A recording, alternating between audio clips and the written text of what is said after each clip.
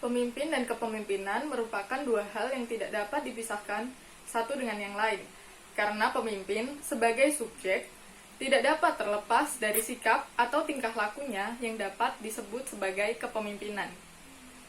Oleh karena hal tersebut, maka pemimpin dapat dianggap sebagai the maker of history atau pembuat sejarah.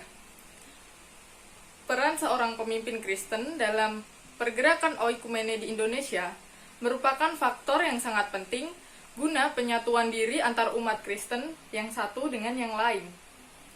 Kepemimpinan tokoh Kristen di ruang-ruang publik dapat menjadi penentu terhadap kuat lemahnya penerimaan masyarakat pada orang Kristen yang realitanya merupakan kaum minoritas. Oleh karena alasan di atas, maka salah satu hal penting bagi proses integrasi Kristen dalam kehidupan bernegara ialah dengan mempersiapkan dan membentuk diri seorang pemimpin. Ada 4 poin penting yang akan dibahas dalam video ini dan akan diringkas dalam bagian inti. Pemimpin dan kepemimpinan Kristen. Robert Caro menulis, "Leadership does not take a place in a vacuum," yang artinya orang baru dapat menjadi pemimpin kalau dia adalah anggota dari satu organisasi atau kelompok. Dengan kata lain, seseorang yang baru bisa menjadi pemimpin dalam satu organisasi kalau dia menjadi seorang pengabdi. Kepemimpinan lebih bersangkut paut dengan kewibawaan, bukan dengan kuasa. Mengapa demikian? Karena wibawa lebih mengarah pada orang yang dihormati, tetapi orang yang punya kuasa itu ditakuti. Kewibawaan dibedakan dalam dua aras, wibawa pribadi dan wibawa jabatan. Wibawa pribadi lebih berhubungan kepada karisma, kualitas, atau mutu hidup berupa bakat alam yang dikaruniakan kepada seseorang. Semakin besar moralitas seseorang, maka semakin besar pula akses kepada kepemimpinan di dalam sebuah organisasi. Sedangkan wibawa jabatan berhubungan dengan kedudukan yang diberikan untuk menjalankan fungsi mengarahkan dan mengontrol kinerja dari organisasi. Hal ini dimaksudkan bukan berarti seorang pemimpin hanya harus berwibawa tanpa punya kuasa. Seorang pemimpin juga membutuhkan yang namanya kuasa. Kuasa yang dimaksud di sini adalah lebih mengarah kepada upaya untuk memperoleh kepercayaan dari orang-orang yang merupakan anggota dari satu kelompok atau organisasi. Salah satu nilai yang mendasar dari kepemimpinan yang mempersatukan adalah pemimpin yang berpijak pada prinsip kebenaran, pengampunan, perdamaian, dan kasih. Di Indonesia, pergerakan oikumene dipahami sebagai upaya untuk menyatukan gereja-gereja yang terpisah menjadi satu gereja yang esa.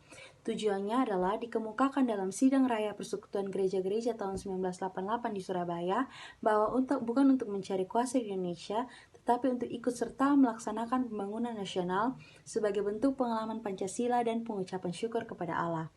Nah, ketika kata Yunani ini diambil alih oleh gereja, maka kata ini mengalami penyempitan arti dan membawa konsekuensi yang relatif lemah.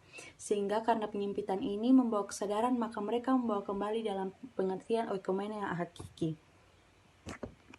Tujuan utama pergerakan oikumene ini bukan untuk merubah stigma bahwa agama kolonial bagi Kristenan berkembang bersamaan dengan cap orang Kristen sebagai musuh dari penduduk pribumi. Tetapi tekanan ini lebih diberikan kepada mengembangkan kebersamaan dalam hal kesadaran kebangsaan yang dimiliki oleh para pendahulu Kristen di Indonesia.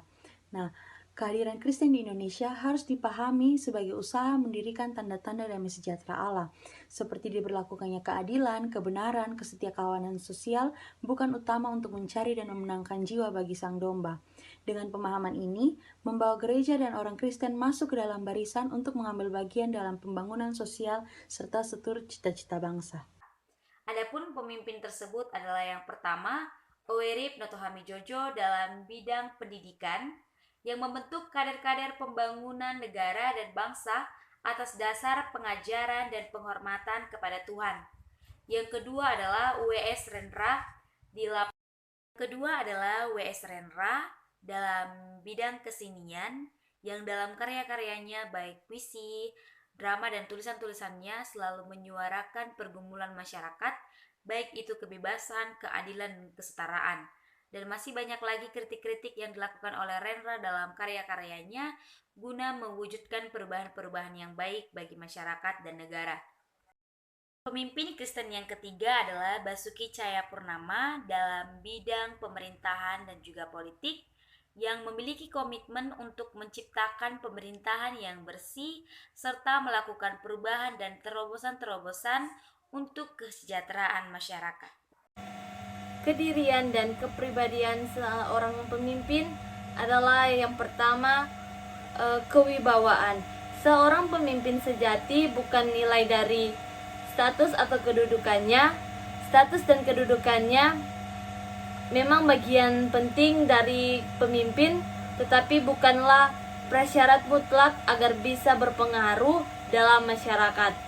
Kedua adalah knowledge. Hal tersebut perlu dikembangkan sebagai upaya memperkuat pengaruh di tengah masyarakat. Ketiga adalah kemampuan dalam memperoleh otoritas sebagai pemimpin yang dapat diterima di tengah-tengah masyarakat.